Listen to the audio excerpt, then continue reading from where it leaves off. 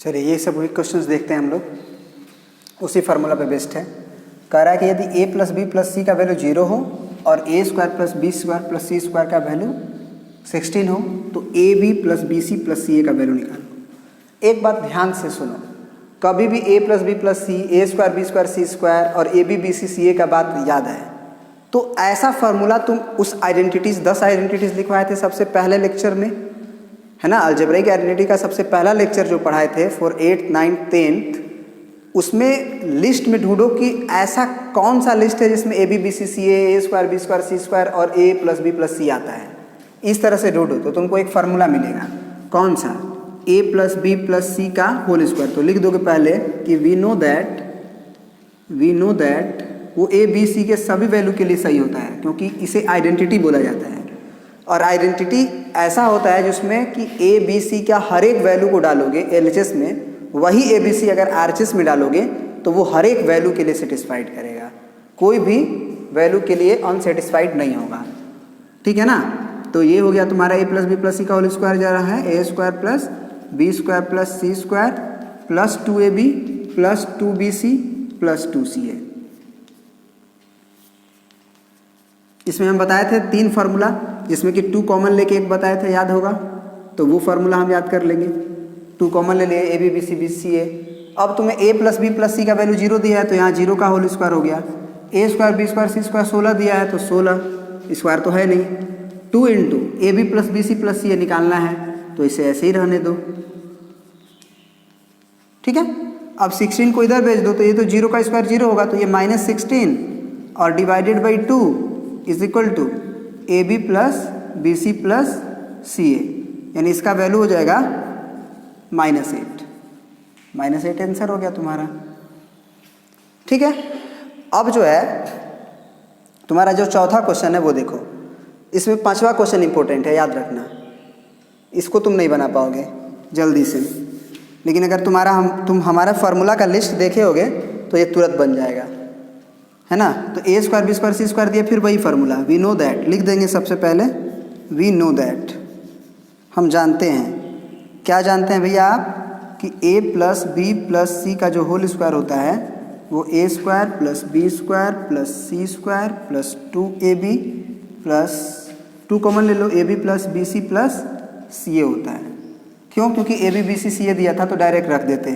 तो ए plus B plus सी अब की बार तो निकालना है तो इसको ऐसे ही रखेंगे a plus B plus c, क्योंकि इसको निकालना है। ए स्क्वायर बी स्क्वायर सी स्क्वायर को 16 लिखेंगे plus 2 into A B B C C a के जगह पे हम 10 लिख देंगे। तो ये कितना हो जाएगा? 16 और प्लस 10 दूना के 20, तो 16 और 20 कितना हो जाएगा? 20 और 10 30 36। तो ए प्लस बी प्लस सी का होल स्क्वायर ये आ गया 36, तो स्क्वायर को उधर भेज देंगे अगर हम, तो आंसर क्या आ जाएगा हमारा? This imply a plus B plus c बराबर, याद रखना, प्लस माइनस 6 आएगा, है ना। स्क्वायर जब भी उधर जाता है तो प्लस माइनस 6 होता है। ये तुम्हें क्वाड्रेटिक पोलिनोमियल में भी पढ़ा देंगे या क्वाड्रेटिक इक्वेशन में भी पढ़ा देंगे। ठीक है। क्यों आता है प्लस माइनस? इसका रीज़न। ठीक है ना। तो ये आंसर हो गया इसका। अब देखो इस क्वेश्चन में क्या दिक्कत है तुम्हें कि यहाँ 1/a 1/b 1/c याद रखना है। तो तुम्हें उसी ट्रिग्नोमेट्रिकल आइडेंटिटीज़ में a प्लस बी प्लस सी के होल स्क्वायर में ही हम एक इसी के तीसरा लिस्ट में, मैंने हमें याद है कि जब हम चौथा फार्मूला लिखवाए थे, नहीं शायद पहला दूसरा तीसरा चौथा पांचवा फार्मूला का तीसरा फार्मूला लिखवाए थे, ये a square plus B square plus C square, फिर प्लस 2abc कॉमन ले लिए थे, 1/a plus 1/b plus 1/c।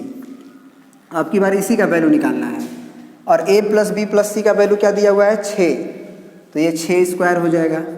ए स्क्वायर बी स्क्वायर सी स्क्वायर का वैल्यू क्या दिया है? 14। फिर 2 इंटू ए बी सी का वैल्यू क्या दिया है? तो ए बी सी किधर है? ये है 6, और इसका वैल्यू तो निकालना ही है। तो 1/a plus 1/b plus 1/c, तो ये कितना हो जाएगा? 36 माइनस 14 बराबर 6 दूना के 12, 1/a plus 1/b plus 1/c। तो 36 में से 14 गया, 6 में से 4 गया 2, और 3 में से 1 गया 2, बटे में 12 is equal to 1/a plus 1/b plus 1/c। तो ये कितना हो गया? 2 से काटो, 2 6 के 12, 2 ग्राम 11, तो 1/a plus 1/b plus 1/c का वैल्यू आ गया 11/6। आई होप कि ये चीज़ समझ गए होगे अब तुम, ठीक है ना। चलिए, ये आपका होमवर्क है। और इसके अलावे भी आपको हम बता दें कि आप जो है RS अग्रवाल, RD शर्मा और NCERT का क्वेश्चंस आप खुद से भी लेके बनाइएगा, ठीक है ना। तो इसमें बता दें कि जो 5 नंबर है तो आप तो बना ही लीजिएगा वो फार्मूला यूज करके। 6 नंबर में क्या करना होगा आपको कि इसमें x, y और z का वैल्यू दिया हुआ है और पूछ रहा है कि find the value of this, तो आप प्रॉपरली x, y, z का वैल्यू डाल दीजिएगा, ठीक है। या फिर एक तरीका सोचिएगा कि क्या ये a square, b square, c square, 2ab, 2bc, 2ca use हो रहा है, तो इसमें से कौन सा फार्मूला होगा। अगर ये पता कर पाइएगा तो तुरंत आप a plus b plus c या फिर a minus b minus c या फिर a minus a plus b minus c का होल स्क्वायर पे तोड़ दीजिएगा, तो डायरेक्ट ABC रख के भी बना सकते हैं, आप जैसे बना लीजिए। इन सब को सिंप्लीफाई करना है, सबके बगल में सबका आंसर दिया हुआ है, ठीक है। चलिए अब आगे बढ़ते हैं, क्यूब वाला पढ़ते हैं।